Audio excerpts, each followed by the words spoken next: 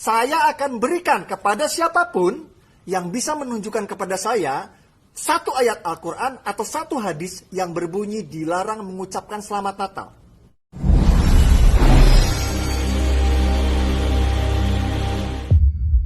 Ada video Ustadz Adi Hidayat, maafkan aku saudaraku Nasrani, aku tidak bisa mengucapkan selamat Natal.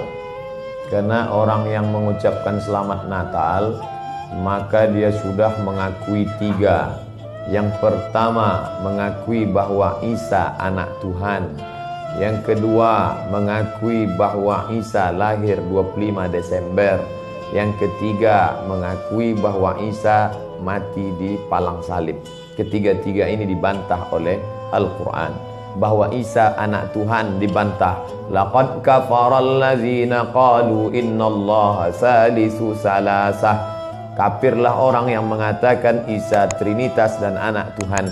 Tentang Nabi Isa lahir tanggal 25 Desember dibantah. Ketika Maryam memegang Isa, tidak ada makanan karena terlahir di tepian kota. Allah memerintahkan menggoncang pangkal batang pohon korma, tusakit alaiki rutaban jania, gugur buah korma yang mengkal. Buah korma mengkal ada pada musim panas bulan Juli Agustus.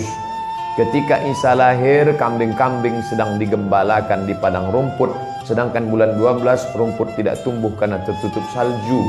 Maka 25 Desember bukan hari kelahiran Isa, tapi hari raya merayakan Dewa Mitra, Dewa Matahari, yang diambil oleh Kaisar Konstantin dari Konstantinopel. Lalu kemudian tentang Isa mati di palang salib dibantah Al-Quran. Wa ma qataluhu, mereka tidak membunuhnya. Wa ma salabuhu, mereka tidak menyalibnya. Walakin syubbihalahum, ada orang lain yang diserupakan wajahnya dengan Isa. Dialah Yudas Iskariot, murid Isa yang menjual imannya dengan beberapa keping uang emas. Saya punya kawan Kristen Masehi, tapi dalam masalah hubungan baik, masalah ngasih makanan, masalah beri pakaian, oke. Tapi kalau sudah terkait dengan akidah, wala ana abidu ma'abadtum wala antum abiduna ma'abud lakum dinukum waliyadin. Tentang masalah tahun baru, apakah 1 Januari itu bersih, tidak ada hubung kait dengan agama? Maka tidak benar. 1 Januari 2018 Masehi, seolah-olah Masehi terkait dengan Al-Masih Isa alaihissalam. Itu kalender dibuat oleh Kaisar Julian dari Romawi kuno. Kaisar Julian membuat kalender, maka dibuat nama dia Kaisar Julian, maka disebut Julian kalender. Lalu kemudian Julian kalender dibawa ke Vatikan, dirobah oleh Kaisar Raja Pendeta Paus Vatikan bernama Paus Gregorius. Maka sampai sekarang disebut dia dengan Gregorian kalender.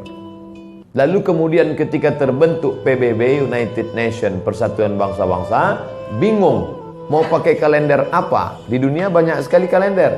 Maka diseragamkanlah, dipakailah Gregorian kalender. Yang sebelumnya kita kerajaan Pasundan, kerajaan Demak, kerajaan Riau, Sendripura itu pakai kalender Hijriah. Termasuk Yogyakarta pakai kalender Saka, karena Sultan Agung Jawa mengkawinkan antara kalender Jawa dengan kalender Hijriah. Karena ingin mendamaikan antara Jawa dengan Islam. Maka setiap menyambut tahun baru Saka sekaligus menyambut tahun baru Hijriah.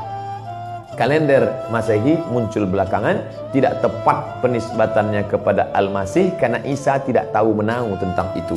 Itu murni diambil oleh Kaisar Gregorius yang diambilnya ke Vatikan menjadi Gregorian kalender. Jadi kita menyatakan tahun baru, betul tahun baru, tapi tahun baru Romawi. Tahun baru Romawi, jangan kaitkan kepada Isa alaihissalam. Dia masih terkait. Adapun tahun baru Jepang tak ada terkait dengan akidah. Nah, ini tahun kalender yang baru. Tidak meyakini bahwa dengan kalender yang baru ini nasib berubah menjadi baru. Siapa yang asap malam itu paling banyak mengepul ke atas, maka rezekinya yang paling murah. Lalu membakar ayam sampai 2000 ekor. Nah, oleh sebab itu saya anjurkan anak-anak muda, remaja-remaja masjid, tanggal 31 malam tanggal 1 setiap masjid